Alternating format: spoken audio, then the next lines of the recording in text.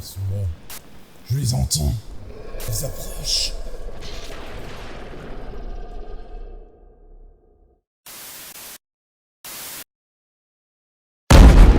Mesdames et messieurs, bonjour. Aujourd'hui, nouvelle vidéo. On se met à l'aise là, vas-y.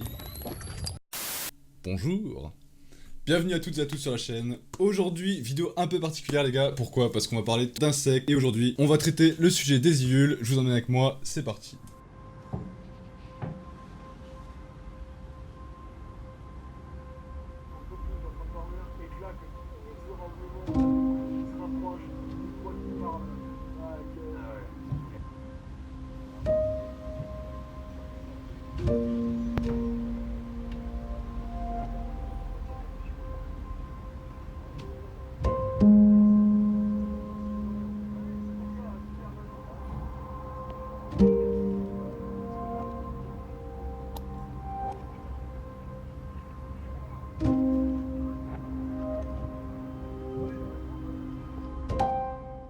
Donc voilà, vous l'avez compris, les iules font partie de l'espèce des mille pattes. Donc c'est une espèce qui coûte pas cher, facile d'élevage, facile d'entretien. Je vais vous montrer et vous expliquer comment on les élève, on les nourrit, etc. Je vous emmène avec moi, allez, on y va. Je vais vous présenter une espèce mangeuse d'hommes, pouvant atteindre la taille de 30 cm. Une espèce qui nous vient tout droit du nord du Mozambique. Mesdames et messieurs, je vous présente... Hey, c'est la les amis. l'Archipyrostreptus gigas. C'est une espèce que beaucoup de personnes prennent déjà de par leur taille, ça peut atteindre jusqu'aux 30 cm, donc je sais pas si vous vous rendez compte, mais en moyenne on sera plus aux alentours des 25 on va dire. Ça mange de tout, ça mange des fruits, des légumes, ça mange du lichen, des feuilles mortes, du bois mort. Attention à ne pas leur donner tout ce qui est citron, etc. Toutes ces choses un peu acides on va dire. Ça peut manger des pommes par exemple. Tout ce qui est courgettes et concombres, ils adorent.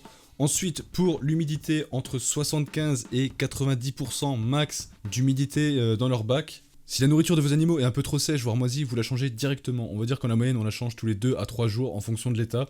Vous pouvez aussi les nourrir avec de la beetle jelly, je vous montre ce que c'est. Voilà, ça ressemble à ça. On en trouve assez facilement en magasin ou sur les sites. Si vous achetez des fruits ou des légumes dans le commerce, pensez à bien les rincer avant de les donner à manger à vos animaux. Et j'insiste là-dessus parce que ça pourrait les tuer. Et donc on se retrouve pour l'aménagement du bac pour cette espèce.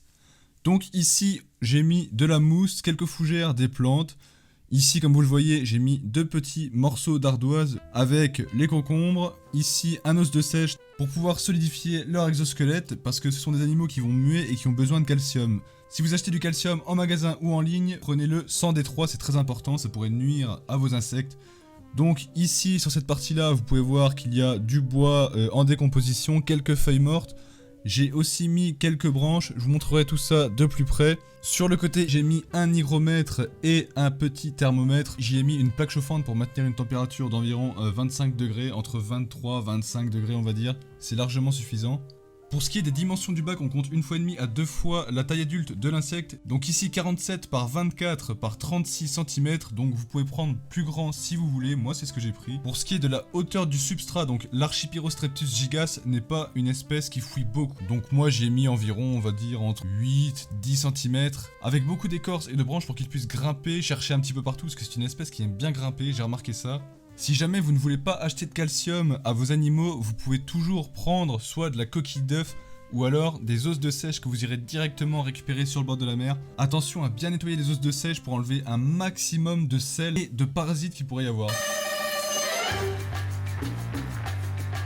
Le Toncambolus dolphusi, très belle espèce que je possède ici avec sa ligne rouge sur le dos et ses anneaux noirs. Donc c'est une espèce qui peut atteindre jusqu'à 15 cm et qui nous vient généralement de Thaïlande ou du Vietnam.